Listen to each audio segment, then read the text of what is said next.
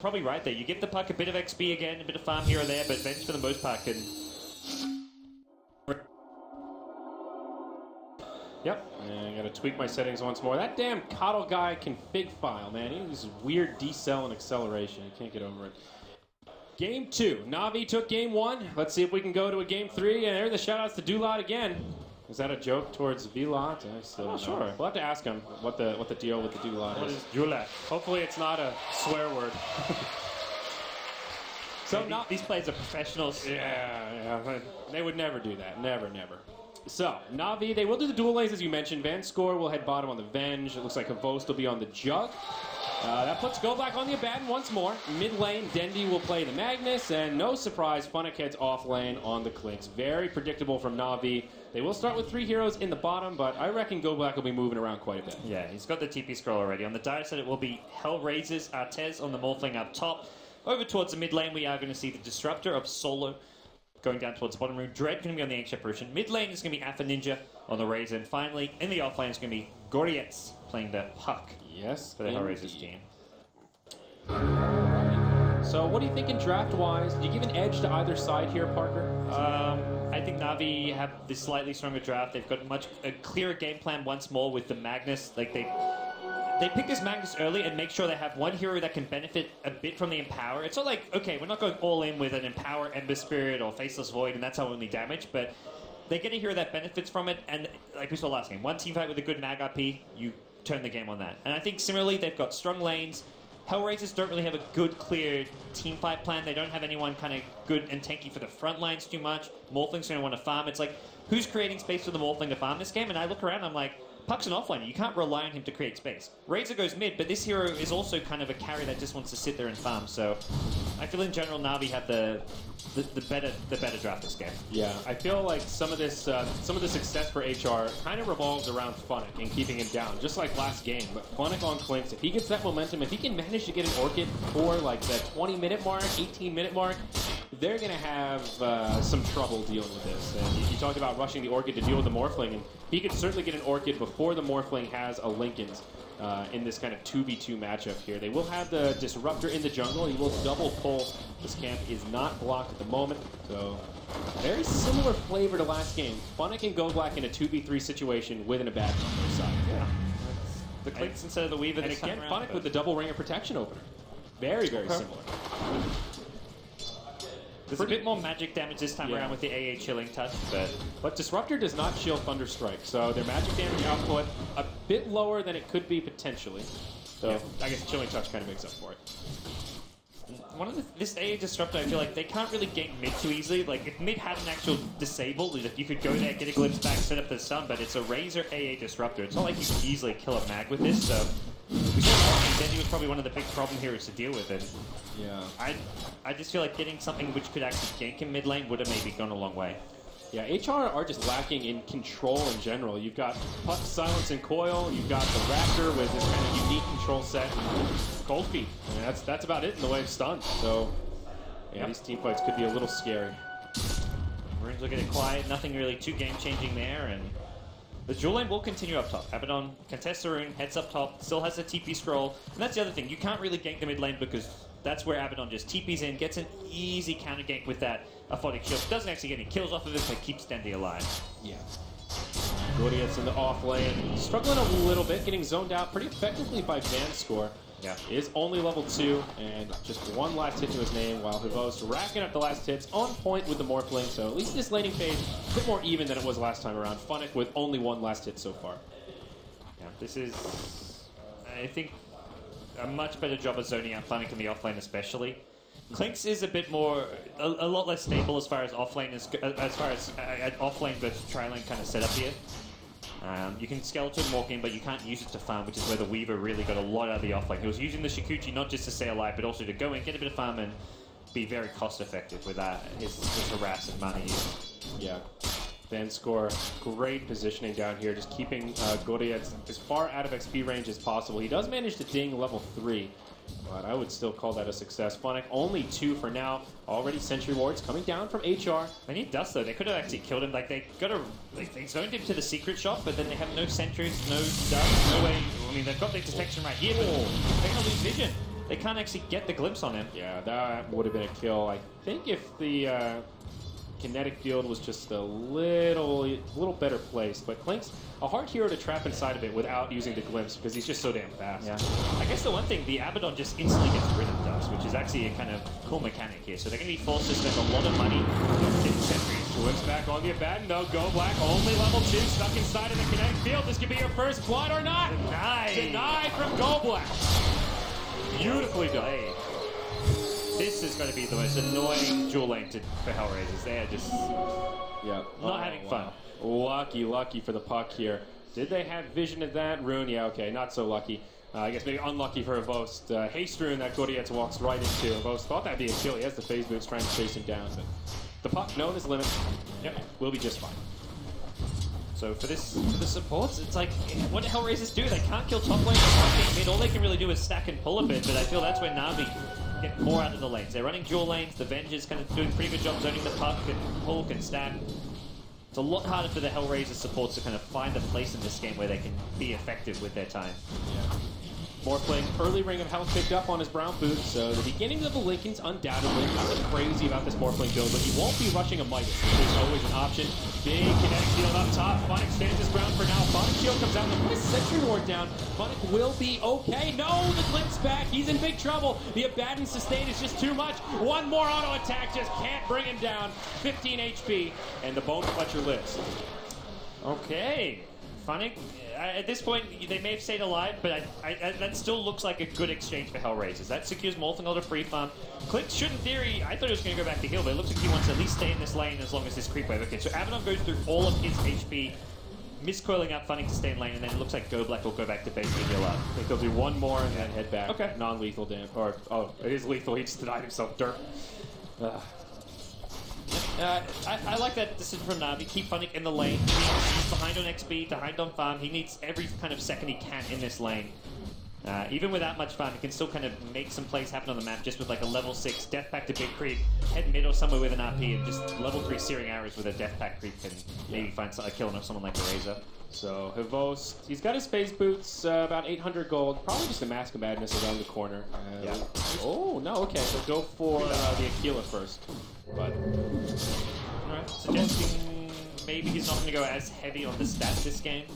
Because like, Aquila gives you stats as well as mana regen, which is normally where you want to go for like the max stats build. He's already put 2 points in the stats, so yeah, an interesting build from end of it. Yeah, we'll see. It definitely shows they want to go for the fast tower. You can maybe try sneaking a little Roshan. If you want to sneak Roshan, the Mask of Madness is all you really need. But. Yeah, makes it so easy for you. Very quiet early game relative to last time, though. Artez still farming away. Funnick getting Daddy's gone in. Go Black deal with damage. He can ban score there. Connects with his thumb, but Appa Ninja is just too damn tanky. Shockwave brings him low, 55 HP. Nowhere to run, but neutrals in the Got him. Oh my gosh, they can't club him down, and Go Black secures the first blood. Oh, top lane now. Here comes the backstab on Funnick, but Disruptor. Do they have the dust? They've got a sentry on the Raptor.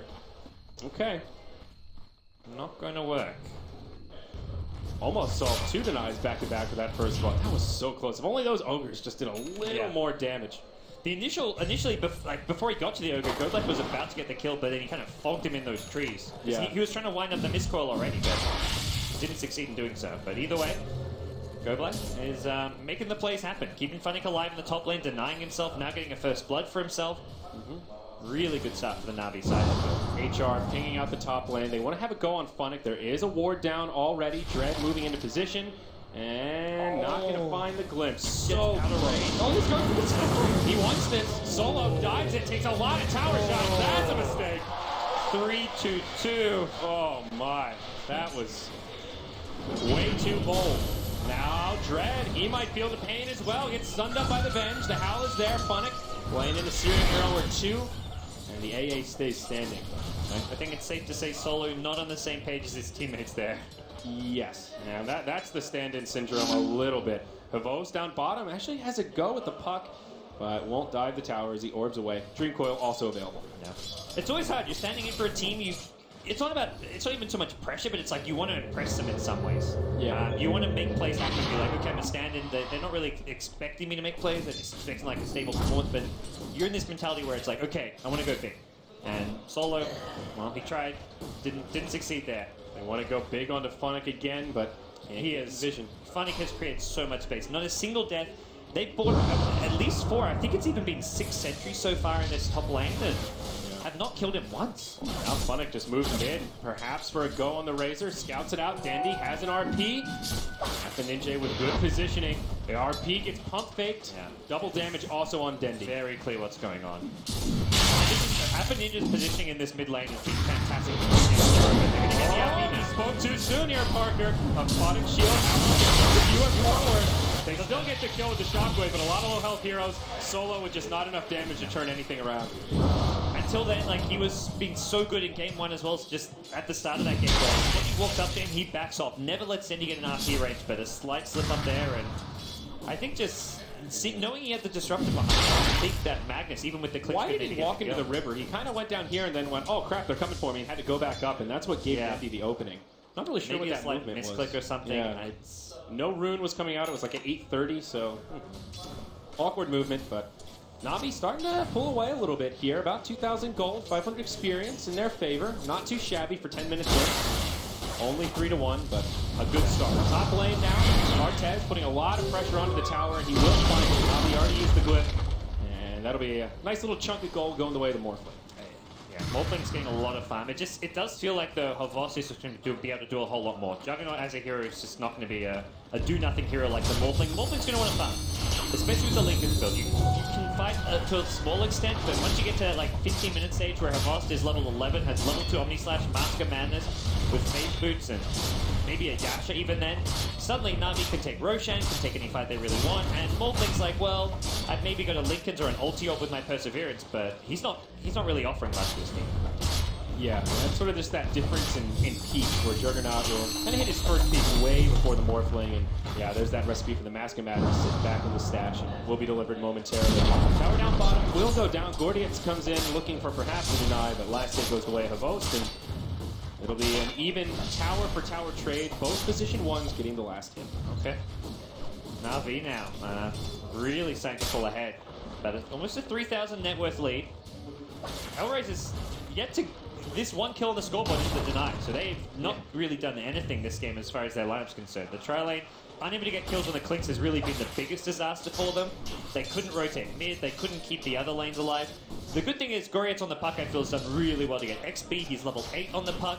He's made a lot out of the off lane. He's not looking at the fastest blink dagger, but that's not really what is expected of him. The fact that he hasn't died, been up against a jug, we've yet to see an Omnislash at 11 minutes in, and that's not Havos playing bad, that's more Hellraiser's positioning and just playing defensively enough to don't give up any kills. Havos will move into the jungle now. It's a small double stack here, boosting up that farm, and now that he has the Mask of Madness, the one can move into the jungle, and if they get a little lane control back in the bottom, that means the Vengeful Spirit or one of the other supports can start racking up some experience and get some with those 4 items. Yeah. Dendi, Blink Dagger, just now purchased at the 12-minute mark.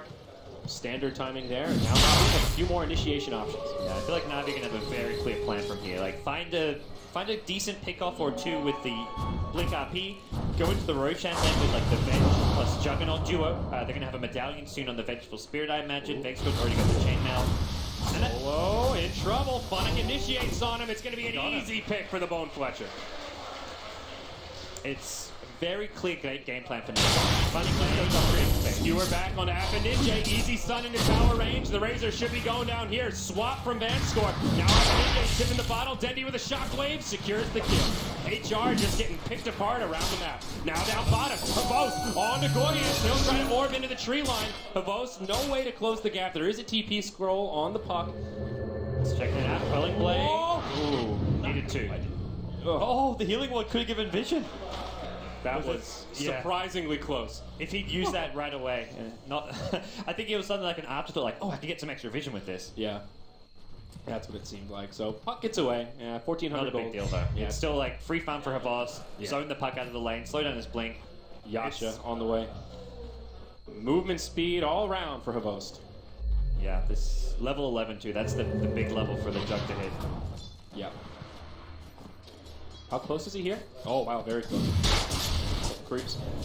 So, Gordietz takes over the mid lane, and he could be in some trouble. Swap from the bench. He does manage to get off the orb. Venge on the high ground has the magic missile. But Puck will still live. Dendi low on mana, and he went for the plays. He went for the he went for the skewer after the swap.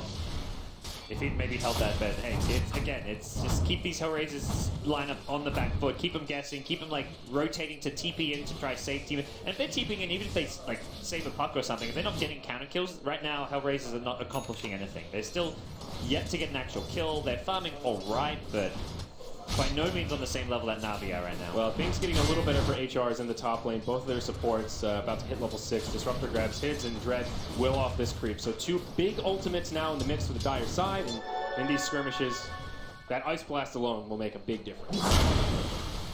Oh, funny. Oh, gets dusted by Solo, in pretty deep, but nobody's nearby. Quick TP out, okay. That was bold.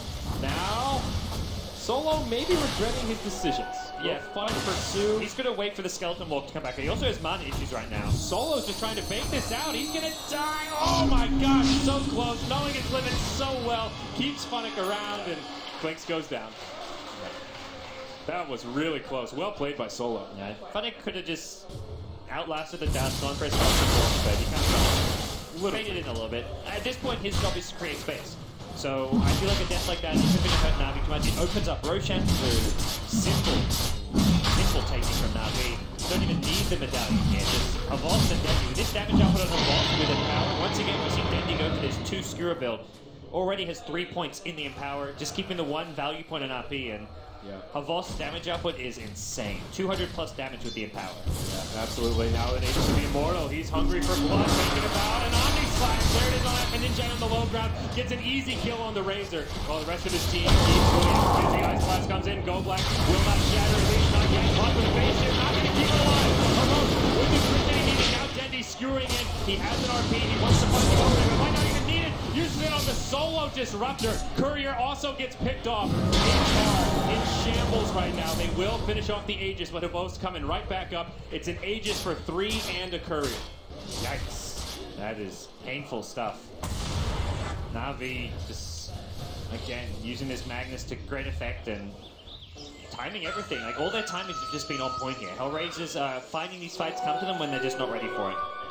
And I'm not, the blink on the puck is nice and all, but you can't kill the key hero that is the Juggernaut. And now Artez, the mid lane, slapped by Vanscore, skewered back, but hey, he's got a replicate. Okay, so smart play there from Artez. I thought he was dead for sure. But good setup. NaVi showing us just the power of these mobility heroes. Swap into a skewer is just such a deadly combo. It's just very well thought out the entire draft. NaVi, Funnick's also creating space. He's even gone back from Midas, playing that kind of like Brew type role where he wants to make sure he keeps up and farm. There's no real pressure on him to do much as far as... He doesn't need to pick up items right now that can come into effect. He just needs to keep on creating space and also getting farm. Can he find a pick-off here on the Gordietz? Or use the aggressively? He's thinking about it, staying out of tower range, considering his options, but will not go for it. Meanwhile, in the bottom lane, Morphling does get a tower kill as NaVi uses a glyph. And Blast flies through, helps negate some of that healing ward, but uses the Blade Fury and finishes off that tower. So tower for tower trade as Funnick once more rotates up top, pulling out that calculator and figuring out his options. We'll go ahead and Death Pact a creep. Ooh, bumps right into the puck, silence, and blink away. But NaVi will smoke up and make a movement. Again, it's Havos like a good 3-4k gold ahead of the next, the Hellraisers carrying it. We're going to find an easy pickup here. Swam on to have a Ninja into a stun. Yeah, no problem. While they're doing this, Havos just finds a solo kill under the disruptor. No problem. Walk in, ulti slash, and easy peasy. Yep. So fast 2 for nil. NaVi getting another good exchange there. And we'll press forward into this tier 2, it looks like. Yeah, take out the Morphling replicant and Havos 3k gold on top of the Sanjin Yasha Mask of Madness. Yeah, this is... So how do you deal with this if you're HR? Just Judge farming out of control, hitting one of his first peaks here. Morphling still not really online. He has the Lincoln, but that just helps him not die as quickly. Still isn't really scary in terms of damage output. I think that how you deal with this happened 10 minutes ago in the lane stage. They had to deal with the laning stage, which was it's obviously very hard against the Abaddon Clink's dual lane, but they needed to either find kills in that dual lane top or do something to pressure the other lanes. Like AA plus Disruptor, 2 raid series with Chilling Touch, they could have gone for something like an offensive challenge. They had other options with the lanes, and the fact they didn't win the laning stage is really problematic. Because NaVi, the Abaddon Clinks is not a lane that should have done as much as they did at that top lane. They forced out so many sentry purchases, so much wasted time, and Hellraisers have just been constantly playing from behind because of that. Yeah, it's back-to-back games. We've seen this dual off-lane from NaVi just completely shut down each other. That's an overthink. Not completely shut them down, but takes so much of their effort. And all they have to do is that's what it boils down to. Tier 2 tower up top. Glyph is used as NaVi push into it. Ice Blast comes in. Meanwhile, in the jungle, see a little skirmish right now as Ninja gets bumped into. Static Blade feel a very little bit of damage from Funnick. Go Black in the front lines. A Photic shield on himself. This is zone him out now. More coming in. Drake Coil used. Go Black healing up quite a bit with that borrowed time, but now dropping quickly. Funnick will go down. Dread maybe in some trouble, but now Dendy initiating here. He gets off the deny. Beautifully played by the Abat. And now the Disruptor left behind. It's a 2 for 3 in the dire jungle, but hey, now bottom Artez finds a tower kill. And then Monster here. Going for the Replicant. Replicant will die. And he'll just TP out. Magic missiles there. Artez isolated near the Radiant Fates, and no. It's going to wait for soon. Havas is waiting on the high ground now. Yeah, I mean, he doesn't have a TP. Where's he going to go even if he makes it to the high ground? Oh, jukes him a little bit as he goes to the mid. Is he actually going to survive? Skewer is available though. Yeah, there's the skewer back. Well played by Dendy. Artez out of mana. Lincoln gets broken. That will be a kill here. So 2 for 4 overall, I think, for NaVi, if you count that last kill. And one of those 2, I think, was the Abaddon denied. Oh, right. The only real kill they got was Funnick on the Clinks. So nothing that valuable for Hellraisers.